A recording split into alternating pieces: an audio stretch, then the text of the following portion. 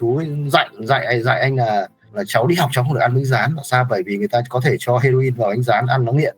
Thế anh mới nghĩ là bánh rán nó heroin nó ngọt như là chocolate, thì anh mới thấy mấy ông anh hàng xóm mà hút thử. Việc cung cấp thông tin mà nó không có chính xác thì nó càng kích thích cái sự tò mò của những cái thanh niên trẻ mà họ có thể tìm đến họ sử dụng thử. Thế người ta cho rằng là yêu mà bảo vệ thì nó sẽ không có yêu hết lòng, rồi nó giảm khoái cảm, và đôi khi họ bị lệ thuộc vào một cái gì đấy, họ không thể đủ chủ động để thương lượng với bạn tình về các bạn về tình dục an toàn.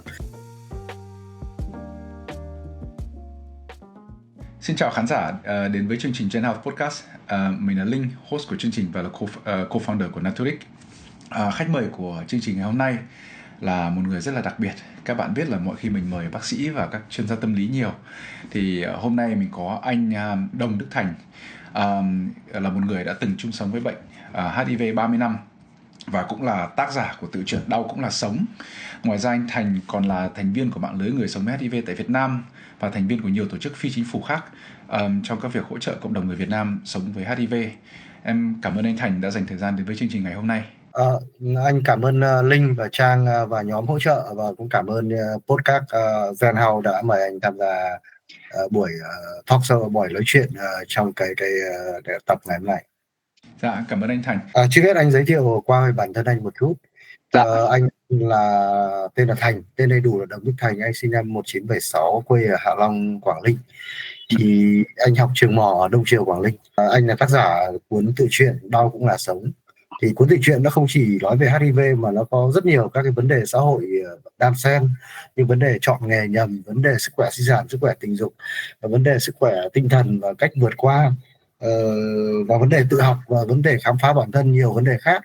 Thì anh thấy các bạn trẻ, có những bạn trẻ đặc biệt là trong cộng đồng LGBT ngày nay, thì các bạn ấy nhiễm HIV rất là cao qua các hành vi không an toàn, qua các cái anal sex, quan hệ tình dục qua hậu môn, và chem sex, tức là chem là chemical sex, là tức là họ dùng chất kích thích sau họ quan hệ tình dục. Và đặc biệt là quan hệ nhóm, mà anh không có phán xét về hành vi đạo đức liên quan đến tình dục, anh chỉ nói về vấn đề sức khỏe và không an toàn. Thì cũng có những bạn trẻ và đã tự tử sau khi mà bị trầm cảm nặng, bị sốc khi biết kết quả của mình. Thì anh muốn viết quyển sách đó để thông qua quyển sách đó nó có giúp cho một phần để các bạn ấy vượt qua ban đầu, vì các bạn có biết được một người đàn ông đã sống lâu như vậy và hoàn toàn khỏe mạnh, thì các bạn có niềm tin hơn và tìm kiếm sự hỗ trợ. Thì bắt đầu câu chuyện của anh thì hồi bé thì anh cũng là một học sinh rất là khá giỏi, nhưng bố mẹ anh không ở với nhau, ly thân lên, và nhà anh rất khó khăn, nên là lúc đấy là ra thời kỳ cuối bao cấp, nên là mẹ anh cũng không có điều kiện, bố mẹ anh không có điều kiện để cho anh học sau học phổ thông trung học. Và lúc đấy anh rất là khao khát học, thì anh cũng bởi vì lúc ấy còn chưa đủ những cái suy nghĩ nó như bây giờ, thì cũng dễ bị những cái anh chị mà lớn tuổi mà nghịch ngợm, hàng xóm anh ấy rủ anh và nói là học làm gì, văn hay chữ tốt mà học dốt lắm tiền, đi chơi với anh. Thì anh cho uống rượu này, cho quan hệ tình dục với lại những cái phụ nữ làm tình dục này, rồi cho xui đi đánh lộn các thứ. Thì anh từ học sinh giỏi trở thành học sinh cá biệt.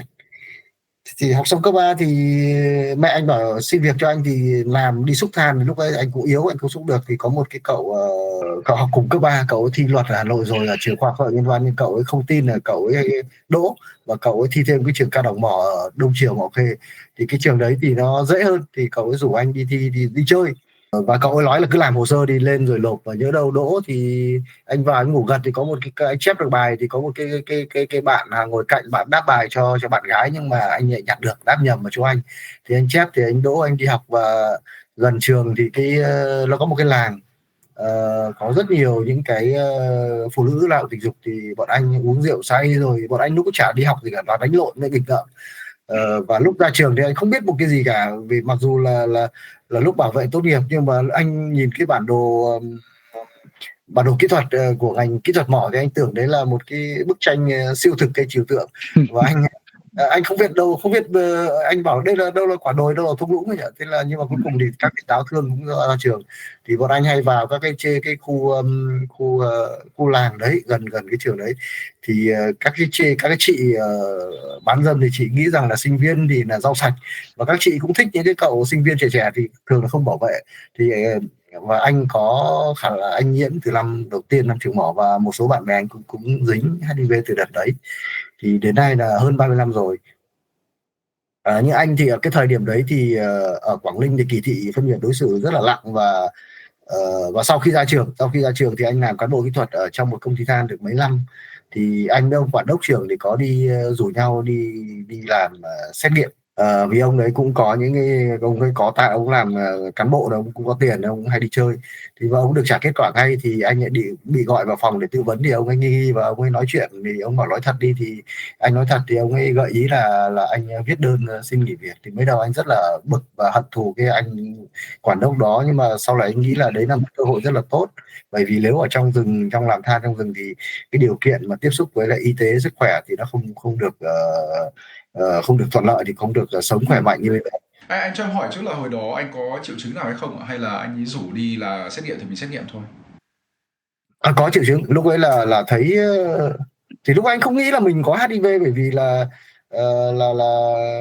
mình cứ nghĩ HIV nó ở đâu đấy ở Phi hay là nghe nó ở xa đâu ở mình, nhưng mà thấy một số bạn bè thì ra đi mất rồi, thì lúc ấy là người người có HIV ở Quảng Ninh chết rất nhiều, và không có thuốc điều trị. Thì có những bài báo người ta viết là về những cái đám ma của những ông trẻ, là có những buổi chiều là vòng hoa trắng phủ cả một nghĩa địa. Và cái lúc nhận kết quả thì lúc ấy anh chưa chưa đọc về học về tâm lý học lâm sàng, về sau rồi anh bị trầm cảm anh mới nghiên cứu. Dạ, hồi đó có phổ cập về HIV chưa anh? Có một số những cái nào nói qua trên ba lô Office, người ta nói là HIV, ma túy là con đường ngắn nhất dẫn đến HIV, mại dâm ngắn con đường ngắn nhất, và đầu lâu xương chéo, và người ta truyền thông vào cái kỳ thị phân biệt đối xử nó rất là kinh khủng. Thì lúc ấy cảm giác của anh nó đóng băng, và mình cảm giác như là mình không chấp nhận cái sự thật đấy. Đại khái là theo của mình anh không muốn nói về những cái lý thuyết về tâm lý, vì các bạn là chuyên nghiệp, các bạn biết hết rồi, nhưng mà đại khái là cảm xúc lúc ấy nó quay cuồng và nó choáng váng. Thì anh thì mẹ anh thì cũng là người lớn tuổi, mà mẹ anh rất là thật thà, nghĩ gì nói đấy, thì và anh buồn quá, và anh tâm sự với một người hàng xóm là thằng Thìn nhà tôi, nhà anh tên là Thìn, anh hai tên, nó sắp chết để nó bị nhiễm, nó đã AIDS. Thế thì bà đi, bởi vì ở cái chỗ nhà anh thì nó lại dân thợ mỏ, nó cũng lửa quê lửa tỉnh, nó cũng mọi người hay nói với nhau. Anh cũng tâm sự với một người bạn thân nữa, thì nhiều người biết và người ta kỳ thị, và đến thì bạn bè mà gặp thì có đi nhờ xe họ không cho đi. Rồi có một lần thì anh gặp các bạn học phổ thông, thì các bạn đang uống bia, thì anh đến các bạn chạy hết, rồi đến nhà họ hàng người ta không tiếp. Lúc đấy là kỳ thị kinh khủng. Anh nhớ có một lần là sinh nhật anh thì có mỗi mình. Và anh lúc đấy lúc anh sau 3 năm làm than thì anh có một ít tiền, anh nghĩ là mình không có thuốc, mình sắp chết rồi, đâm ra là anh hay đi ra những cái quán bar ở bãi cháy để anh uống rượu, và anh ngắm nhìn những cô gái múa cột, ờ, và lên cả du thuyền nữa. Nhưng một lúc thời gian sau thì hết tiền. Có một cái chị quản lý can bar, thì chị nghĩ anh là thuộc hệ dạng busy list, là có tiền là tiêu. Thế chị cũng có tình cảm, chị tỏ tình, nhưng mà đến khi hết tiền rồi thì mặc mỗi quần sót hút thuốc lào được ra, chị đuổi về. Nên là có một buổi có mấy cậu thợ mỏ đấy, cậu nghe ai nói, cậu ấy bảo là ông Thành phó quản đốc ông chết rồi, cán bộ kỹ thuật ông chết rồi. Thế là cậu ấy mang vòng hoa đến, thì không phải, thì thấy anh đang ngồi ngoài sân, đang thế là cậu xin lỗi, thì cậu ấy lại bình thường, thì anh bảo cái chuyện này cũng không vấn đề gì. Thế thì và có một cái buổi tối để sinh nhật, thì anh lấy cái bánh chưng, anh làm cái bánh sinh nhật và anh đốt lên, là anh cũng ước nguyện như là bình thường, vì anh cũng là người lãng mạn và hay đọc sách, nhưng mà cuối cùng anh ngủ gục trên cái bánh chưng đấy. Đấy là một cái tình tiết nó có điểm nhấn trong cái quyển tự truyện của anh viết, thì nó mang cái tính về sức khỏe tinh thần rất là cao. Em thấy kể như thế cũng nhanh và nghe thì có vẻ nhẹ nhàng, nên em nghĩ là nó chắc hoàn toàn nó không nhẹ nhàng đâu. Thì trong cái thời gian mà lúc đầu mà anh nhận được cái kết quả như thế thì kiểu không thể tin được, và mà cũng nó vừa là buồn vừa giận dữ. Em nghĩ thế đúng. Thế thì cái thời gian đấy sau đó bắt đầu là mình sẽ gọi là gánh hậu quả của xã hội, là bị kỳ thị này, bị xa cách này. Thế cả cái thời gian đấy thì tâm lý của anh bị trùng xuống, và nó kéo dài bao nhiêu lâu thì anh hồi phục được ạ? Cái này nó không không nhẹ nhàng như thế đâu, nhưng mà bởi vì là anh đã trải qua 35 và qua những cái anh bị chai lì với những cảm xúc đó, nên anh cảm thấy nó bình thường thôi. Nhưng mà thỉnh thoảng flashback lại những cái đấy, nó cũng bị gợi lại những cái kích hoạt những cái nỗi buồn. Và Vâng, có đi thuê nhà Hà Nội thì bị người ta đuổi trong đêm, về lúc anh có tham gia một số những cái đối thoại về chính sách liên quan đến y tế và xã hội. vâng, Thì mất khoảng vài năm, xong anh tiêu hết tiền, anh phải đi chạy xe ôm, anh phải đi xuống suối anh vớt than, vì ở chỗ nhà anh nó có cái suối, mùa mưa thì vớt cát, đến mùa thì than ở trên mỏ nó chảy xuống. Rồi anh làm những cái bồ kết để bán, nhưng mà thì anh nghĩ, anh biết là cái phụ nữ thì họ thích những cái gội, những cái bồ kết tự nhiên để cho nó tóc nó đẹp, nhưng mà anh nghĩ ra là anh nghiền, anh xay ra, anh đóng vào những cái gói chè Lipton ấy, thì cái vất vâng, vào chậu bán, người ta lại bảo là cái thằng này nó bị HIV, nó bán thì nhuộm vào đầu, nó bị HIV, nó trả về, nó ngồi đấy rất là khổ và bị cô đơn, bị cô lập. Nhưng mà anh một thời gian thì anh nghĩ rằng là là cái đi chơi thì cái niềm vui nó không có bền vững và nó không có ảnh hưởng gì, và anh muốn làm cái gì đấy nó có ý nghĩa và nó tạo dấu ấn, và mình không nghĩ là mình sống lâu, mình không nghĩ là mình làm cán bộ, trở thành cán bộ và các tổ chức chính phủ có lương và có chế độ được đi nước ngoài. Mình chỉ muốn tham gia cho nó cảm thấy nó vui, và đằng nào thì cũng chết thì chết cho nó có ý nghĩa. Thì anh có đến vâng, một số những cái dự án ở Quảng Ninh, một số những cái trung tâm y tế để anh xin làm truyền thông, nhưng mà người ta bảo là về đi, nó chưa có dự án. Thì có cái dự án đương đầu với HIV/AIDS tại nơi làm việc tại Quảng Ninh do tổ chức Care quốc tế tại Việt Nam thực hiện. Thì trước đấy thì cái tổ chức Care quốc tế họ cũng vào các cái công ty than ở Quảng Ninh để họ làm về vấn đề sức khỏe tình dục rồi. Thì cái quen cái cậu Dũng, cậu hồi là y sĩ chưa học và tại trước tên chuyên tu là bác sĩ, bây giờ cậu chuyển Hà Nội rồi. Thì cậu quen với cái chị cán bộ chương trình ở cái dự án đấy, thì cậu ấy nói là có một người bạn như thế, thì dẫn anh đến thì làm quen, thì các chị bảo cứ về đi, rồi anh còn lên cả Cao Bằng anh làm thuê nữa. Thì lúc đó thì các cái chị tổ chức Care gọi anh về có những cái buổi hội thảo nói về vấn đề chính sách tại nơi làm việc tại Quảng Ninh cho những người sống chung HIV ở Hà Nội. Thì anh có quen chị Dung, bây giờ chị làm cho đại sứ quán Hà Lan, nhưng mà vậy chị nghỉ hưu rồi. Lúc đó chị là giám đốc cái dự án đấy, thì chị mỗi lần xuống Quảng Ninh thì chị lại đặt phòng cho anh, để cho anh công tác phí để đi làm một số những cái hoạt động nói chuyện tại cộng đồng, rồi làm cộng tác viên. Thì chị Dung có giới thiệu cho anh gặp tiến sĩ David Stephen, anh ấy là người sống chung HIV, còn hơn là anh ấy người Anh nhưng lập nghiệp ở Úc. Thì lúc đầu anh không biết anh ấy là người có hát, bởi vì anh là một người học vị rất là cao. Thì lúc ấy là anh ấy sang Việt Nam để làm cái dự án policy, tức là dự án chính sách, tức là hỗ trợ chính phủ xây dựng những cái chính sách về y tế xã hội tiếp cận dựa trên quyền con người và trên bằng chứng. Nhưng mà lúc ấy là dự án policy, là tư cách pháp nhân là một cái tổ chức khác, anh không Constellar Future gì đấy, nhưng còn cái policy thì ở tên dự án, nên lúc ấy chưa có pháp nhân, thì anh ngồi nhờ chỗ tổ chức Care. Thì anh mới nói là cần cái gì anh hỗ trợ, anh ấy nói là sẽ hỗ trợ anh một chút tiền khoảng mấy ngàn, 10.000 gì đấy. Không biết anh lấy ở một cái tài trợ nào hay là anh không rõ. Thế nhưng mà anh nói là anh không cần tiền. Thế anh bảo lấy cần cái gì, thì anh nói là anh cần được đi học.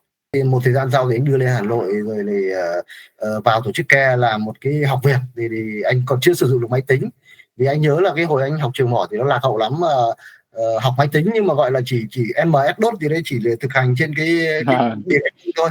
Thì thầy giáo còn dọa là chúng mày không tắm sạch thì virus ăn hết máy, là lúc vào lên phòng thực tập ai cũng tưởng thật là ai cũng tắm sạch.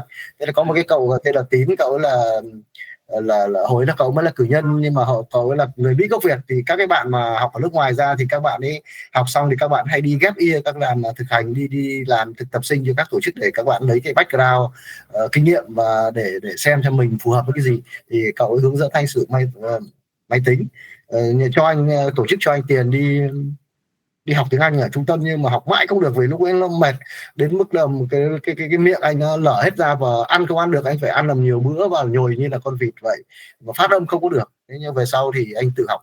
Cái đấy là sau bao nhiêu năm khi anh bị bệnh ạ? Khoảng anh bị từ năm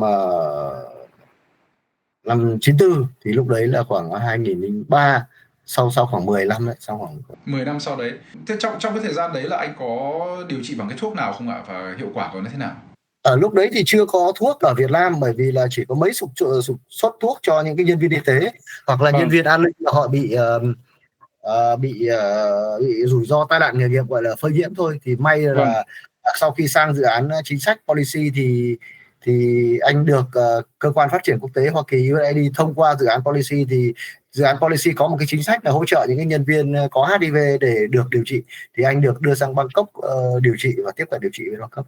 Vâng, tức trong 10 năm đầu tiên là anh hoàn toàn không có thuốc. Đúng rồi. Thì cái mấy năm cái thời gian đầu thì anh cũng có biết anh có hát đâu, mà vẫn như người bình thường. Thì Vâng. về sau thì đa số ở Việt Nam thì đều tử vong, và có nhiều anh chị là nhiều bạn là chỉ bị cái lấm ở miệng thôi là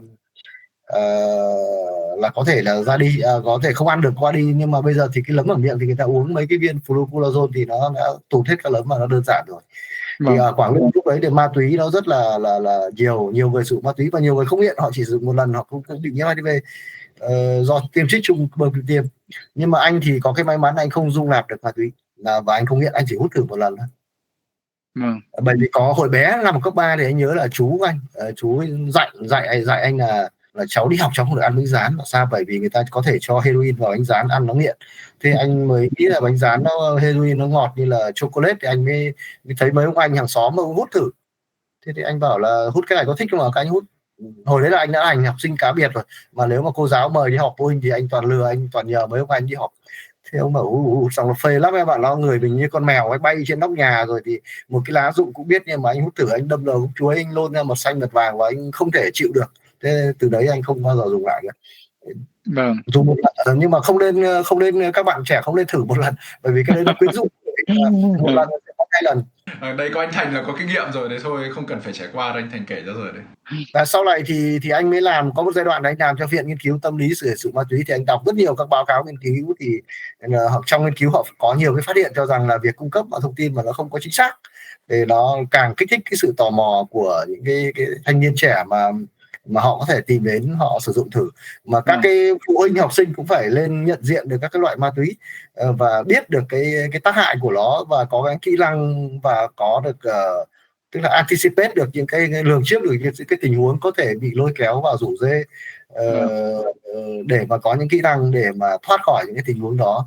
Và phụ huynh thì phải lên tìm hiểu về ma túy, phải lên học những cái lớp về ma túy để mà biết, để mới giáo dục con cái. Và bởi vì nhiều bạn mà chưa nghiện mới dùng thử thôi thì phụ huynh đã làm ầm ĩ lên và đưa các em đi cai nghiện, và nó vừa loạn phí và nó gây tổn thương các em, mà nó chưa cần thiết. Phải có nhiều cái cách giải quyết, nên gặp chuyên gia, nói chung là nên gặp những người làm chuyên nghiệp. Vâng. Thế trong 10 năm đầu đấy thì cái sức khỏe của anh như thế nào? Lúc đấy hoàn toàn không có thuốc gì cả. Lúc anh kể là anh rất là yếu và anh bị lở loét hết miệng do cái viêm miệng, do cái CD4, cái tế bào miễn dịch nó thấp. Hồi đấy bọn anh là thuốc là ít, nên là điều trị rất là muộn, dưới CD4 dưới 200 nó mới họ mới cho điều trị. Thì các cái hệ tiêu hóa, hệ thần kinh của cơ thể nó đã bị tổn thương rồi, thì sau này sức khỏe nó cũng không được khỏe, vì có thể hay bị ốm vặt. Và mới đầu nhiều cái thuốc thế hệ cũ thì tác dụng phụ nó rất là mệt, nó đau cơ, rồi nó ảnh hưởng đến tụy, rồi nó mơ đến ác mộng, rồi đặc biệt là cái loại DBT nó gây do cái phân bổ mỡ không đều, đó là cái má của anh nó bị hóp là do cái tác dụng phụ của cái thuốc DBT. Thế bây giờ thì cái thuốc bây giờ thì nó khá hơn, nó ít triệu chứng phụ, mà anh cảm thấy khỏe hơn ngày xưa không? Khỏe, nhưng bây giờ anh cảm thấy khỏe hơn ngày xưa. Thuốc bây giờ thì nó ít tác dụng phụ hơn, nhưng mà nó vẫn có một cái loại tenofovir nó làm có thể gây suy thận. Thì Bộ Y tế hình như đang cân nhắc để bỏ cái loại thuốc này ra, thì mà chưa có cái kết quả cuối cùng. Nhưng bây giờ thì trong cái bối cảnh tài trợ cắt giảm rất là nghiêm trọng, đặc biệt là chính sách của chính quyền Trump, thì hàng loạt các cái dự án, các cái tổ chức mà không chỉ về y tế, giáo dục, về các cái tổ chức chính phủ phải dừng lại. Đây là thiếu nguồn lực nên rất là khó khăn. Và tức là các cái nước phát triển thì họ có nhiều cái lựa chọn hơn, họ có nhiều cái thuốc tốt hơn, và thậm chí là thuốc tiêm mà phải long impact ấy, long impact. Cái bước mà anh bắt đầu gia nhập các cái tổ chức phi chính phủ như thế là gọi là bước đổi đời đúng không anh? Đúng rồi, bởi vì lúc đấy anh nhớ là anh làm than ở trong rừng thì văng tục chửi thề, rồi thích vứt rác ở đâu là vứt, thích hút thuốc lá là hút, và không quan tâm đến phụ nữ trẻ em gì cả. Nhưng mà được làm cho các cái tổ chức phi chính phủ thì được gần những cái anh chị là thạc sĩ, tiến sĩ, học ở cả người nước ngoài và người Việt. Các anh chị học ở Mỹ, ở Anh, ở Pháp về, các anh ấy kèm anh như là kèm một con thú hoang, hay là dạy từ cách viết email, rồi thì cách gọi điện, rồi là cách ăn tiệc, cầm ly rượu ở vị trí nào, rồi chống quấy rối tình dục, mà gặp những cái bữa tiệc, gặp những cái chị đối tác của Tây thì ôm như nào cho đúng với lại thông lệ quốc tế, để không bị những cái bị complain về các hành vi quấy rối tình dục, rồi là nói trước công chúng, rồi được học rất nhiều thứ. Em muốn tò mò là làm sao mà anh vượt qua được cái thời kỳ đầu như thế, tại vì cũng như anh chia sẻ là nhiều bạn trẻ mà bị cái là các bạn suy nghĩ tiêu cực và các bạn tự tử, nó con sốc rất là nặng. Thế thì em nói, nếu mà nói nôm na cái anh rất là lì, đúng không? Chịu chấn tốt. Nói thì nó dễ, nói thì nhưng mà làm thì tâm lý học, anh cũng học một số lớp học tâm lý, thì các cái chuyên gia nói, các thầy nói là tâm lý là một cái ngành mà nói thì dễ nhưng mà làm nó rất là khó. thì Vâng. anh cũng là người cởi mở, và anh dám tức là người ta nói là đàn ông thì không dám khóc, nhưng mà nếu mà người đàn ông khóc, người ta nói là do cái áp đặt về giới, người ta nói đàn ông là phái mạnh, là đàn ông không được khóc, rồi là khóc là yếu đuối, nhưng mà thực ra thì không phải như thế. Thì đàn ông Vâng. mà dám khóc thì mới là dũng cảm, và người ta vượt qua cái định kiến đấy, và anh vượt được qua những định kiến của xã hội, và anh ra ngoài anh tìm kiếm sự hỗ trợ. Cái thứ hai là mình phải nghĩ đến những cái việc nó tích cực, và hy vọng thì nó sẽ hy vọng đôi khi nó không có cơ sở hẳn, nhưng mà ít nhất thì mình cũng làm ở cái, mình sẽ cố gắng vượt lên ở một cái chừng mực nào đấy, ở cái cố gắng hết sức có thể. Còn nó được hay không thì như trong những người mà hay đọc sách về Phật giáo, người ta nói là mọi mọi cái nó tùy duyên, nhưng mà mình cứ suy nghĩ tích cực, và mình làm hết sức có thể, bởi vì cái sống lâu nó không phải là vấn đề nữa, mà cái vấn đề mà nó có chất lượng. Cái chất lượng ở đây không phải là mình có nhiều tiền mình đi chơi, mà nó cảm thấy có ý nghĩa. Trong cái quá trình anh công tác thì em nghĩ là anh cũng gặp rất là nhiều các bạn cũng nhiễm HIV rồi. Thế thì thường cái trải nghiệm của các bạn như nào anh? Tức là em thấy cái quan niệm là cái gì mà mình biết trước rồi thì lúc mà vấp phải ấy, thì có khi là cũng sẽ dễ kiểm soát hơn. Thế các cái giai đoạn thăng trầm của tình cảm, của cảm xúc nó như thế nào? Khi biết một cái kết quả HIV, thường là các bạn ấy bị sốc thì không tin vào kết Vâng. quả đấy. Sau đó sau đó các bạn sẽ tức giận, sau đó đến giai đoạn là mặc cả, tức là nếu mà tôi không bị thì tôi sẽ làm giúp bố giúp mẹ gì đấy. Và cuối cùng là sẽ bị trầm cảm, và chấp nhận. Tuy nhiên thì các chuyên gia quốc tế nói thì các bạn nhiễm HIV là bị các cái vấn đề về trầm cảm mãn tính, có thể sẽ lặp đi lặp lại. Và đặc biệt những người HIV lớn tuổi như anh là sống một mình và cô đơn thì có bị lão hóa, bị đối diện với cái vấn đề mental health, sức khỏe tinh thần, bỏ điều trị rất là cao, mà bỏ điều trị thì có thể làm lây nhiễm do cộng đồng. Vì là cái gần đây thì Tổ chức Y tế Thế giới đã đưa ra một cái thông điệp K bằng K, tức là không phát hiện bằng không lây nhiễm. Tức là nếu mà uống thuốc điều trị, tuân thủ điều trị tốt đấy, thì mà cái tải lượng virus nó dưới ngưỡng phát hiện thì nó không lây cho bạn tình qua quan hệ tình dục nữa. Qua quan hệ tình dục thôi, còn cái khác thì anh không có chưa có bằng chứng. Thì Vâng. mới đầu thì anh làm đồng đẳng Quảng Ninh thì anh có đi bán bao cao su, đi viết báo cộng tác viên, đi làm bán bao cao su chất bôi trơn, rồi đi làm đồng tư vấn đồng đẳng. Nhưng mà khi vào các tổ chức chính phủ thì anh được huấn luyện là một người quản lý về mặt chương trình, làm về những cái về ảnh hưởng lớn hơn về chính sách, thì anh không làm tư vấn. Nhưng mà đợt đấy anh hay mấy anh chị là trưởng đại diện hay giao cho anh làm về, anh cả viết báo với cả về vấn đề làm về đối thoại chính sách, hay làm việc với các anh chị phóng viên y tế xã hội. Thì những anh chị mà hạng thương gia rồi business thì anh hay tìm đến anh để được nói chuyện, để được tư vấn, vì anh có sự tin tưởng hơn. Anh không thích nói chuyện với mấy bạn đồng đảng viên ở cộng đồng. Thì có Vâng. rất nhiều doanh nhân họ nhiễm HIV thì họ mời anh ở một phòng rất là đặc biệt, và họ nói là không được nói với ai, bảo anh chị yên tâm, thì em là một nhà hoạt động xã hội thì em đảm bảo cái vấn đề đạo đức không nói với ai. Nhưng và cái tâm lý họ rất là lộn xộn, vì lúc đấy họ bị không bình thường, họ nói hỏi rất là nhiều, và họ là những câu hỏi rất lộn xộn. Nhưng có anh chị thì một thời gian sau thì mất liên lạc. Nhưng mà có nhiều bạn thì bây giờ các bạn rất là khỏe mạnh và làm ăn lên làm ra, thậm chí là có những cái siêu xe, rồi là có nhà ở quả Hạ Long. Và anh cứu giúp bạn rất nhiều, và có bạn ấy rất là yếu và anh chuyển gửi vào nhờ các bạn lưới cộng đồng chuyển vào bệnh viện. Thì bây giờ các bạn lấy vợ là người không hát, bởi vì sinh con đẻ cái bình thường, và ngày càng nhiều các Vâng. cặp đôi trái dấu họ yêu nhau, họ lấy nhau. Ủa thế mà em thấy cái khó ha. Tức là nếu mà yêu một người nào đó bảo mình có hát mà người ta vẫn chấp nhận, mà người ta cưới ấy, mà còn đẻ con nữa là một chuyện khác nữa. Tuy nhiên nó phụ thuộc vào nhiều cái yếu tố, chất lượng của đối tác như thế nào nữa, bởi vì có hát nhưng mà có một sự nghiệp công việc tốt thì nó có vẻ là tính thuyết phục cao hơn. Nhưng còn nếu mà Vâng. và bây giờ thì nhiều bạn chạy Grab cũng kêu là không lấy được vợ, bởi vì nhiều cái vấn đề hậu cần nó không đảm bảo, thì nhiều vấn đề. Và phụ nữ thì nó dễ có bạn hơn, phụ nữ thì họ dễ có bạn hơn đàn ông, thì nó phải nhiều cái yếu tố khác về sự thành công, về nhiều cái đảm Vâng. bảo an toàn. Thì cũng như anh nói là nếu mà gọi là K bằng K đúng không? Tức là nếu mà không phát hiện thì không lây nhiễm thì cái đấy cũng là một yếu tố, em nghĩ là yếu tố phần nào để thuyết phục. Thế còn như còn nói là các bạn đấy mà lần đầu đến với các bạn hỏi câu hỏi rất lộn xộn, các bạn thường hỏi những câu gì anh? Em tò mò một chút.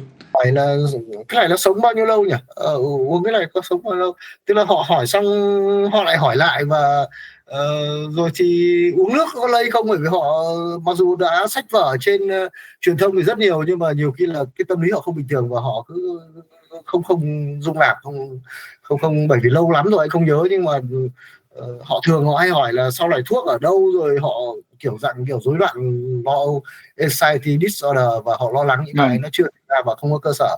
Ờ, và họ quan ngại rất nhiều, và vợ con rồi kỳ thị rồi xã hội, họ lo rất nhiều thứ về công việc bị mất, rồi là họ có biết không, rồi uống thuốc thì hàng xóm có biết không, rồi nhiều vấn đề lắm. Là tức là lúc ấy là họ rất nhiều vấn đề họ dồn vào mà không thể xử lý được. Thế còn cái vấn đề tình cảm thì cái vấn đề cảm xúc thì chắc cũng khá giống nhau ấy hả? Tức là cũng là đều ngỡ ngàng và cáu giận và không chấp nhận, đúng không? Đúng rồi, cơ bản thì nó giống nhau, vì mấy năm trước thì nhóm cái mạng lưới Vì Ngày Mai Sáng được hỗ trợ bởi CDC Hoa Kỳ, thì bọn anh có làm một cái nghiên cứu về Stigma Index, về đo lường mức độ kỳ thị phân biệt đối xử đối với người sống chung HIV. Thì những năm gần đây thì cái kỳ thị phân biệt đối xử họ cũng giảm đi tương đối ở một số tỉnh dự án. Có nhiều can thiệp, bởi vì đấy là sự nỗ lực của cả hệ thống y tế, nhưng mà gần đây thì cái kỳ thị nó sẽ tinh vi hơn, ẩn vào sâu, và các bạn tự kỳ thị nhiều hơn, và các bạn mà trong các cộng đồng như người sử dụng ma túy, người bán dâm, hoặc là cộng đồng LGBT thì họ bị double hoặc là triple stigma, và tức là kỳ thị gấp đôi gấp ba, nhiều tầng kỳ thị nhiều tầng. Và cái rối loạn lo âu và cái trầm cảm thì nó có biểu hiện chiếm đến gần 50% đối với những người sống chung HIV và cộng đồng chịu ảnh hưởng với HIVS. Em có hỏi cái là hồi trước như anh cũng có chia sẻ là anh bị lây là do mại dâm này, và hồi đó cái độ lây mà do tiêm trích dùng cùng một kim nhiều này. Thế sau 30 năm rồi thì bây giờ cái tỷ lệ mà anh tư vấn cho các bạn ấy, thì chắc là em đoán chắc là cũng hỏi là các bạn lây nhiễm về cái gì, đúng không? Và cũng có những con số thống kê.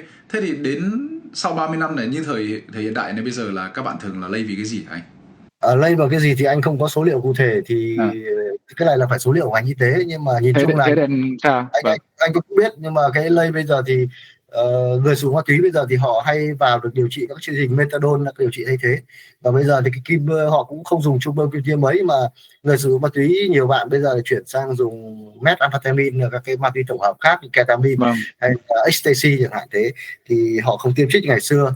Nhưng mà cái lây qua quan hệ tình dục trong các cộng đồng MSM là men who have sex with men thì nó rất là cao, đặc biệt đối với bạn trẻ. Thì họ quan hệ qua hậu môn, rồi là họ đặc biệt là các cái nhóm kèm sách, tức là họ dùng một số những cái chất kích thích bao gồm cả rượu, popper hay là meth, để sau đó họ quan hệ tình dục, thì cái lây trong cái nhóm ấy cao hơn. Em cũng biết ở bên châu Âu thì là cái chuyện lây nhiễm HIV trong cộng đồng LGBTQ khá nhiều, phần lớn là vì nam với nam họ cũng không sợ mang thai ấy. Em cũng không hiểu tại sao họ có hơi coi nhẹ cái vấn đề STD, tức là cái bệnh sexual transmitted disease, những cái bệnh xảy ra cho quan hệ tình dục. Thì mà các bạn trẻ bây giờ thì cũng có đầy đủ thông tin. Thì theo quan điểm của anh Thành là tại sao có đầy đủ thông tin được giáo dục mà các bạn ấy vẫn coi nhẹ cái vấn đề này?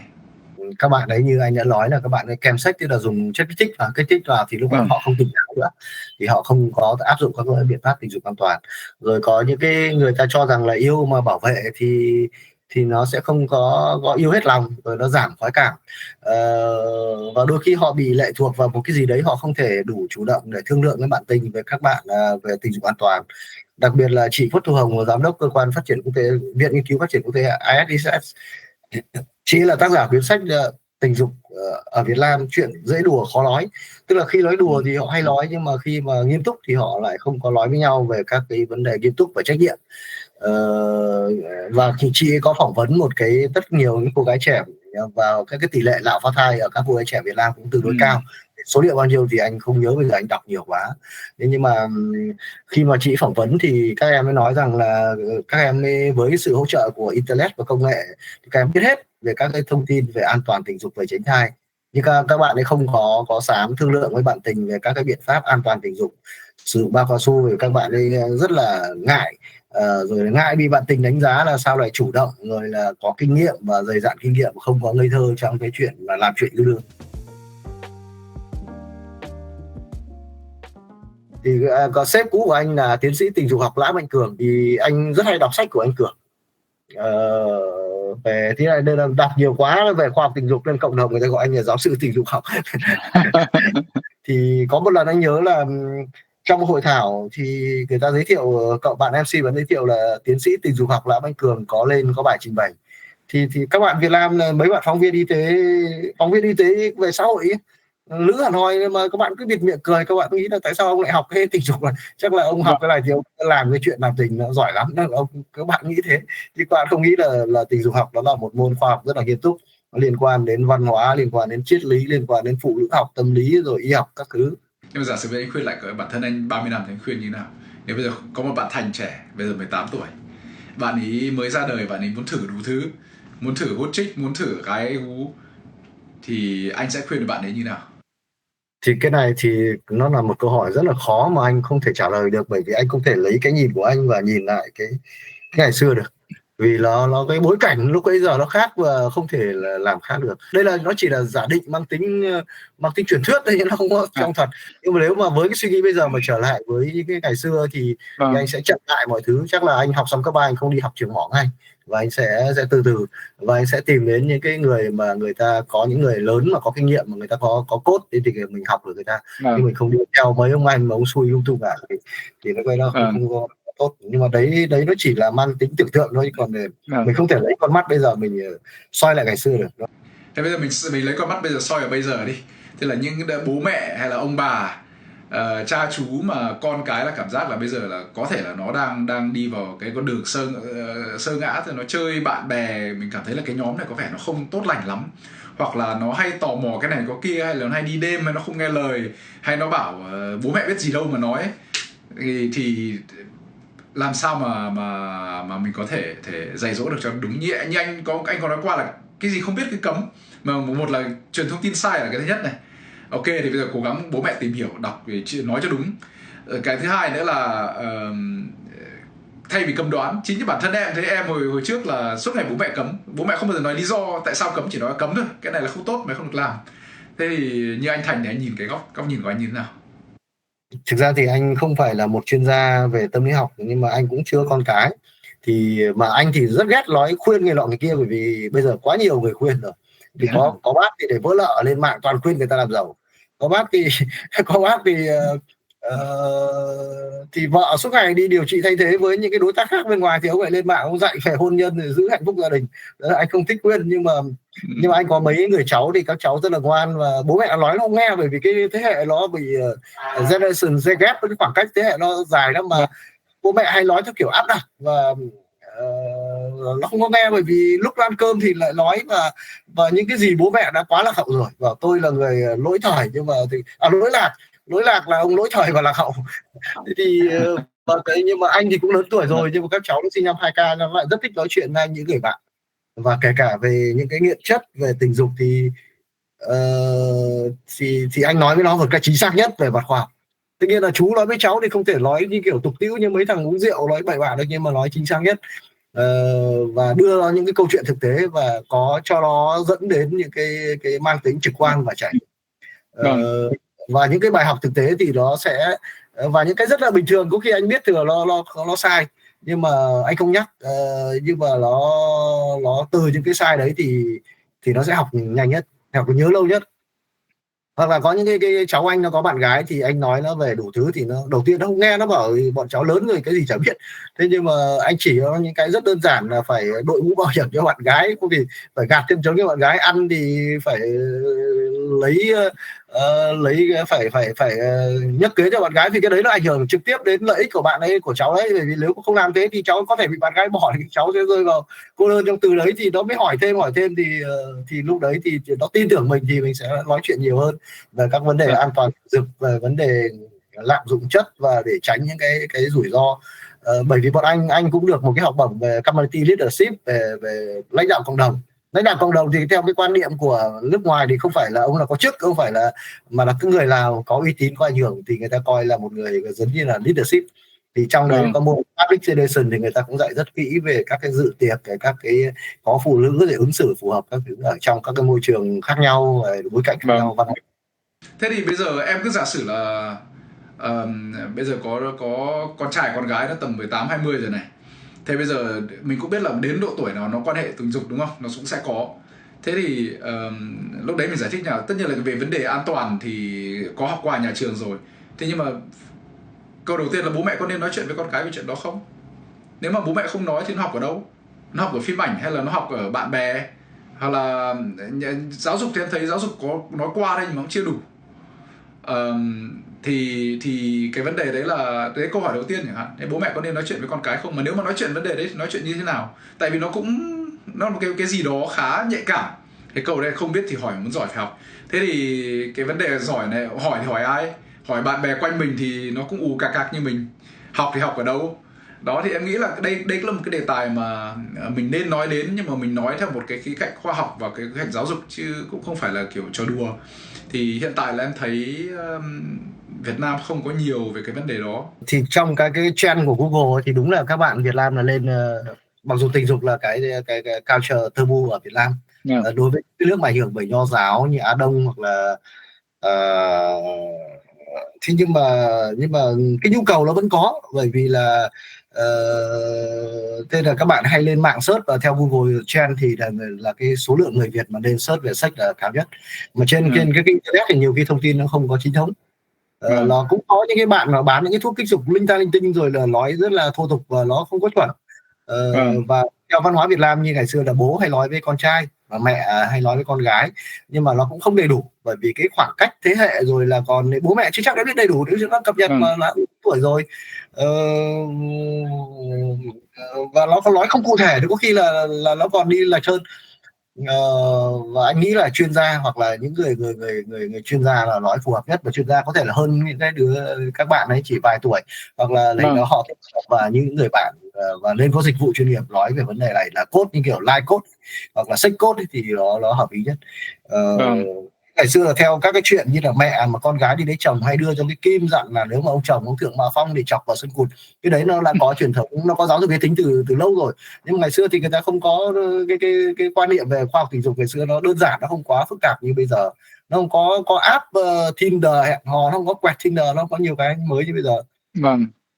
Và ngay cả những cái chúng ta luôn mong muốn một xã hội tuyệt vời là không có mại dâm, không có ma túy. Nhưng mà có một lần anh đi bán bao cao su thì anh gặp một đàn học sinh cấp 3 xếp hàng, thì cậu ấy nói là chị nói mấy cái cô bán dâm là chị ơi, chị bớt em 10.000 vì em đi học không chị làm ra tiền. Thế thì anh mới hỏi là em có dùng bao cao su, thì bảo không. Vì sao không dùng? Bởi vì các cô gái mại dâm nghĩ là em học sinh là rau sạch, nhưng mà các chị cũng thích em. Thế là anh có viết một bài báo là về an toàn tình dục, nhưng mà hình như là đợt động chạm mấy cái nhóm đấy nó cũng đe dọa anh một thời gian. Thì anh không chống mại dâm, nhưng mà anh viết về sức khỏe thôi. Thì cái rất tiếc là cái ngành mại dâm thì nó có từ 2.500 năm trước công nguyên rồi, và cho dù ở một quốc gia hợp pháp hay không hợp pháp thì ở đâu đó nó vẫn có cái nó cũng có những cái mô hình trá hình chẳng hạn thế. Thì tóm lại là nó sẽ có theo nhu cầu, và chúng ta không mong muốn cho các bạn nghiện ma túy, nhưng mà nó nghiện rồi. Và đợt trước bọn anh làm cái chương trình giảm hại là phát bơm kim tiêm thì người ta cứ bảo là vẽ đường cho hiêu chạy rồi, nhưng mà thực ra là không phát thì nó vẫn nghiện, bởi vì kể cả chúng nó đập đá thì nó nghiện là một cái bệnh mãn tính trong não bộ mà Tổ chức Y tế đã xếp hạng và có thể tái phát, và cũng có trường hợp cai được, nhưng cái số đấy thành công không cao. Thì kể cả nó nghiện rồi thì vẫn phải dạy nó cái cách sử dụng an toàn mà không bị sốc thuốc, không bị điều tụy, và một lúc nào đấy nó sẽ điều trị và nó sẽ hợp thuốc và cái cơ hội điều trị sau để cai ma túy sau. Bởi vì nếu mà nó không, nó sốc nó chết, hoặc là nó nhiễm bệnh thì nó còn không còn cơ hội để mà làm lại cuộc đời nữa. Thế anh Thành có thể kể lại cho em một chút về cái quá trình phát triển cảm xúc của anh và cái sức khỏe tinh thần của anh trong suốt 30 năm vừa rồi như nào? Năm 2012 thì lúc đấy là thì trong gần 20 năm thì anh luân chuyển qua rất nhiều các cái tổ chức, các dự án, bởi vì các cái dự án thường không bền vững. 5 năm thì lại nếu mà không bidding lại mà không có thắng thì lại phải apply ứng tuyển vào các tổ chức mới. Còn anh David anh giúp anh, nó chỉ giúp lần đầu thôi, còn lần 2 thì phải phỏng vấn ứng tuyển đi những cái candidate khác. Thì cái dự án cuối cùng là dự án Pathway do 2 tổ chức chính phủ thực hiện, là tổ chức Care Quốc tế tại Việt Nam và Viện Nghiên cứu Tam giác Lao HIV sốt rét Việt Nam của một tổ chức phi chính phủ của Mỹ. Mà các cái nhà tài trợ Mỹ thì họ ít khi chọn một nhà thầu lâu dài, họ hay thay máu hay thay đối tác. Thì năm 2012 thì anh tổ chức anh đóng cửa, mà bao nhiêu năm làm phát triển rồi mà bây giờ ra không biết làm gì, mà tiền thì mua nhà ở Hà Nội hết, thì lại chung vốn với ông anh ở Hạ Long ờ, làm ăn, nhưng mà ông ấy lên mạng đánh bạc cũng thua hết. Đến lúc ấy là anh mất hết tất cả, mà anh ở cùng một chị là bạn gái của anh, chị cũng có hát trước đây, chị là cán bộ. Thì lúc mà khó khăn thì chị có những cái lời nói nó không có phù hợp, bởi vì chị không suy nghĩ không sâu, và không phải ai người Việt mình hiểu về về sức khỏe tinh thần. Gần đây truyền thông mới đưa nhiều lên, thì anh bị trầm cảm rất là nặng và không ngủ được. Anh phải uống thuốc thì uống là mê mệt, và uống nó ngủ ly bì, nó rối loạn giấc ngủ, nó không có tỉnh táo. Sau đó thì anh đi làm hướng dẫn viên. Lúc ấy anh không biết làm gì thì anh bảo hay là mình làm du lịch, mình biết tiếng Anh, thì lúc ấy anh bắt đầu học là tiếng Anh về du lịch. Chứ ngày xưa thì các tiếng Anh chủ yếu là về vấn đề luật, về vấn đề quyền, về vấn đề sức khỏe, vấn đề y tế. Thì anh nhớ là anh Cường có dạy anh là hồi nó chưa có flashcard ở trên online, thì anh hay lấy cái tờ giấy anh cắt ra, anh dán vào tường, dán cả vào nhà vệ sinh toilet, rồi mỗi ngày học 20 từ, xong rồi shadowing, xong rồi viết vào Google, xong rồi đọc lại, xong ghép thành câu. Sau đó thì tập viết, thì bắt đầu từ từ đầu tiên tập nói trước, sau tập viết. Thì sau đó anh mới học những cái từ về về du lịch. Thì lúc đi làm hướng dẫn viên du lịch thì là đầu tiên làm sale, nhưng anh không có kinh nghiệm bán tour. Anh làm hướng dẫn viên thì đi check kinh 2 kinh thì nó lại ngủ được, bởi vì đi nó mệt và cái máu lên não, thì mình ngủ được thì anh vứt thuốc đi. Thì cái đợt Covid thì các công ty lữ hành không hoạt động được, thì anh lại bị trầm cảm trở lại, và nó cứ tái đi tái lại. Và sau đó thì anh được một anh bạn là giám đốc một tổ chức phi chính phủ Việt Nam thì mời trở lại điều phối dự án COM, là Community Led Monitoring, là giám sát do cộng đồng dẫn dắt, được tài trợ bởi quỹ PEPFAR. Quỹ PEPFAR là của Bộ Ngoại giao Hoa Kỳ. Thì có tiền lại bay đi bay lại, rồi lại được vào Sài Gòn, đi nước ngoài các thứ, thì nó hồi phục dần dần. Nhưng mà mới đầu anh không có tập trung được vào công việc, bởi vì nó mới bị trầm cảm. Xong lúc ấy anh với bạn gái phải chia tay nữa, rồi anh bị lại nữa. Thế là sau đó thì anh may mắn được một cô là chuyên gia tâm lý. Cô ấy có nhiều dự án lợi nhuận, nhưng mà cô ấy cũng là người có điều kiện về kinh tế, thì cô ấy có một hoạt động phi lợi nhuận. Cô ấy có hướng dẫn anh trị liệu nhóm này, tập yoga này, thiền, thì anh hồi phục dần dần. Thì anh không muốn glorify rồi là romanticize cái lãng mạn hóa, rồi là vinh quang hóa cái niềm đau. Nhưng rõ ràng là, và lúc ấy anh có ý tưởng anh viết cái quyển sách, xong vòng mấy tháng cái quyển sách Đau Cũng Là Sống. Thì nhưng mà rõ ràng sau trầm cảm vượt được qua thì nó rất là tuyệt vời, và anh được rất nhiều thứ. Thấy yêu đời hơn ha. Tuổi thơ anh là anh có post childhood trauma, thì nó sinh ra những cái thỉnh thoảng nó hay bị nóng giận mà nó kiểm soát không được, nó bốc lên đầu và anh không biết. Nhưng sau đó thì anh mới đọc sách và anh tham gia một số khóa tập huấn về sức khỏe tinh thần, anh biết đó là nguyên nhân. Thì lúc thiền và bị đau bụng, xong bị đau tức ngực, nhưng mà về sau anh biết là vấn đề tâm lý. Và cuối cùng thiền và ngủ được, thì các cái biểu hiện đấy nó hết đi, nó đỡ đi rất nhiều. Và ngày xưa anh nói rất là nhanh, nói nhiều, nhưng bây giờ thì anh nói chậm lại và phản ứng chậm lại. Và các mối quan hệ thì nó sâu sắc hơn và không quan hệ rộng nữa, mà chỉ yếu là những người bạn có chất lượng và có những cái đời sống tâm linh nó phong phú hơn. Rồi nghe một bản nhạc nó thấy hay, rồi đọc một cái chuyện tiểu thuyết nó thấy hay, và nó có những cái chất lượng, và đặc biệt là gần đây thì cái tổ chức của dự án của anh lại bị đóng cửa do cái chính sách của ông Trump mới đấy. Thì ngày xưa thì anh bị trầm cảm, nhưng bây giờ anh rất khó khăn, bởi vì nhưng mà anh cảm thấy nó bình an và nó không có bị rối loạn như lần trước nữa. Thì đó là những cái qua cái kháng thương, thì nó sẽ có những cái kinh nghiệm để đối diện với lại những cái khó khăn trước mắt. Thì anh chỉ nói theo cái kinh nghiệm bản thân, chứ anh không nói theo kiểu theo kiểu học của mấy cái lớp tâm lý mà thầy nói thì mình nói lại thì nó không có giá trị gì. Cái chương trình này của mục đích của bọn em cũng là cái show này là show đầu tiên mà bọn em đưa vào cái series là Inspirational đó, tức là tạo một động lực, cảm hứng và động lực cho các bạn trẻ. Trong cái chương trình Gen Health này thì tụi em có nói về các vấn đề phòng bệnh và chữa bệnh. Thế nhưng mà nhiều lúc nói với các bác sĩ thì các bác sĩ nói về lý thuyết và cũng có lâm sàng, thế nhưng mà không phải là từ người bệnh nói, hoặc là từ người trải qua nói, cho nên nhiều khi nó cũng hơi không phải là xa thực tế, nhưng mà các bạn không thấm đấy. Thì trong cái series Inspirational này thì anh Thành là người đầu tiên. Thế em đúng không? Em cứ hỏi theo anh cứ chia sẻ theo kinh nghiệm của bản thân đấy nhá. Mình cũng không phải là dạy dỗ ai, hoặc là cái kinh nghiệm của anh cũng chưa chắc là đã hợp với người khác. Thế nhưng mà theo kinh nghiệm của bản thân là giả sử mà bây giờ mà như ngày xưa là hồi anh bị trầm cảm như thế, thì cái con đường để cho anh vượt qua trầm cảm nó sẽ như thế nào? tìm một mục đích sống hay là tập thể thao hay là thiền hay là tìm một bác sĩ tâm lý như anh nói để vượt qua? Cái trị liệu các sức khỏe, người ta nói là sức khỏe tinh thần ở Việt Nam nó là bệnh của người giàu, một buổi trị liệu nó mắc tiền, và những người mà yếu thế thì khó có cơ hội, mà họ cũng chả biết đấy là cái gì, mà có thể là họ có nhiều người trầm cảm thì họ đi gặp cúng, hoặc là họ đi nhậu chữa lành bằng nhậu chẳng hạn, thế rồi là mấy ông ngồi chém gió với nhau. Thế nhưng mà anh thì anh cũng có chơi nhiều với lại chuyên gia tâm lý, thì anh cũng bắt đầu anh mới phát hiện ra, thì anh cũng có tìm hiểu và anh đi học, hỏi nhiều chuyên gia tâm lý và được nhiều người giới thiệu. Thì anh trị liệu bằng nhiều cách. Thứ nhất là thiền thiền thì lúc thì viết, lúc thì thiền buổi sáng, và tập thể dục và tập yoga. Và mình phải nghĩ đến những điều tích cực, và mình phải nghĩ đến mình vượt qua, vì mình muốn làm cái gì đấy, cuộc sống tiếp theo nó phải có giá trị nữa, chứ mình không thể dừng lại được. Và đấy là cái lý do, cái mục đích để mình trị liệu. Bởi vì nói thì dễ, nhưng mà để mà làm được nó tính kỷ luật cao lắm. Bởi uống thuốc thì nó dễ, nhưng mà để mà trị liệu bằng các liệu pháp tự nhiên thì nó phải rèn một cái tính kỷ luật sáng tạo, phải dậy sớm, phải tập thể dục, phải ngồi thiền, rồi phải có một cái kế hoạch cụ thể, mục tiêu trong cái tuần này mình sẽ làm cái gì, và mình sẽ được những cái thành công nhỏ nhỏ thì mình rất là vui, rồi là nhiều các cái khác. Thế cái quá trình mà anh tìm được đến như anh vừa nói đấy là sáng phải dậy sớm, rồi tập yoga, rồi đọc tìm hiểu tài liệu, em thấy là một cái gì đấy nó đòi hỏi một cái tính kỷ luật cao. Mà những bạn trầm cảm thì lại là đang chán sống, thì lại không muốn làm cái gì cả, thì không có một cái động lực nào cả. Thế thì làm sao mà từ không có động lực mà đến là có kỷ luật và bắt đầu tạo được một cái mục đích sống cho mình? Thì nó như của anh là sáng anh ngủ dậy một cái là tự nhiên là nó thay đổi toàn là tâm lý, hay là nó cứ theo một thời gian 1 tuần 2 tuần hay là 1 tháng 2 tháng nó chuyển được? Cái thế hệ 7X thì nó cũng có cái lợi, bởi vì bọn anh sinh ra ở trong một cái giai đoạn vừa khó khăn xong lại mở cửa, thì bọn anh có cái sức chịu đựng nó tốt hơn các bạn trẻ bây giờ.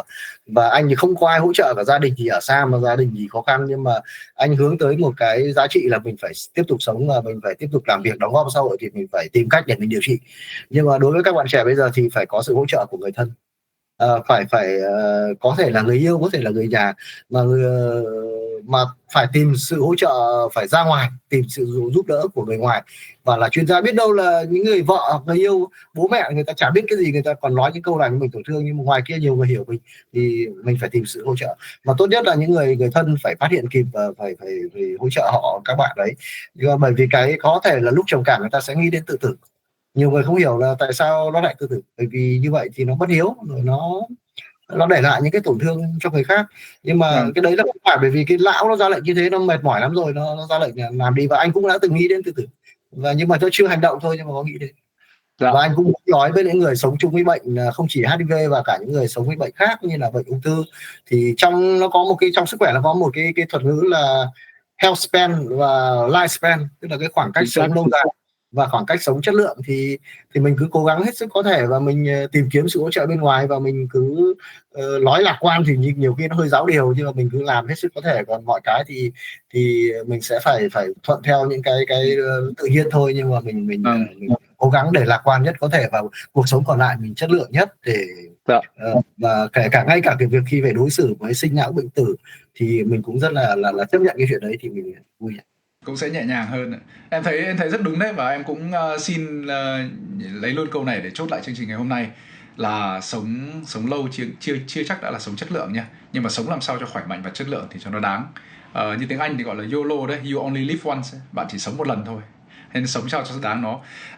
Em cảm ơn anh Thành đã dành thời gian cho chương trình ngày hôm nay, và cũng nhắn nhủ lại một lần nữa với các bạn trẻ là nhớ là phòng bệnh hơn chữa bệnh. Có làm gì thì đừng có vì mặc cảm xã hội, hay là người yêu, hay là tò mò một cái gì đó mà dùng những cái chất kích thích, và dùng kim để nhiễm bệnh, hoặc là quan hệ mà không có đeo bao cao su để bảo vệ cho bản thân mình, và cũng chỉ bảo vệ cho người khác nữa. Tôi nói thêm một chút là nhiều người nói là người ta hay lãng mạn hóa cái chuyện nhiễm HIV. Nó bình thường rồi, có thuốc uống, nhưng mà uống thuốc nó rất là vất vả, nó tổn thương về tài chính, về sức khỏe tinh thần bị kỳ thị, và nó bị gánh nặng uống thuốc, rồi là mất thời gian và tốn tiền, và bị các cái rồi không phải chỉ là thuốc mà phải uống các cái thuốc bổ gan, bổ thận các thứ. Đó ra là tốt nhất là phải dự phòng để đừng để nhiễm HIV là tốt nhất. Còn nếu bị nhiễm thì có rất nhiều các mạng lưới cộng đồng sẵn sàng hỗ trợ các bạn, nhưng mà tốt nhất là nên dự phòng, chứ không nên lạc quan quá về cái vấn đề là bây giờ HIV không sợ là có thuốc rồi, thì uống thuốc nó rất là vất vả và mệt mỏi.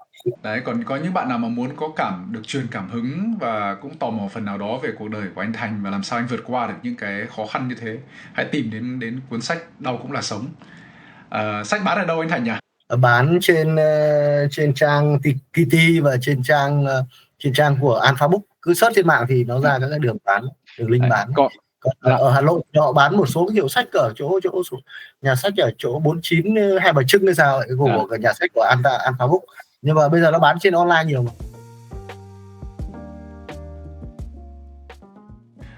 Xem cảm ơn anh Thành đã dành thời gian cho chương trình ngày hôm nay.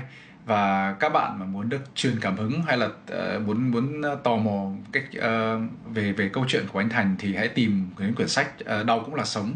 Và quyển sách đó các bạn có thể mua qua các hiệu sách của những nhà sách Alpha Book, hoặc là cũng có thể mua trực tuyến.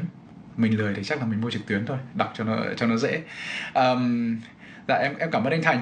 Mình xin cảm ơn Linh và cảm ơn các cái chương trình podcast Gen Health, và cảm ơn các bạn đã quan tâm kiên nhẫn lắng nghe cái podcast này.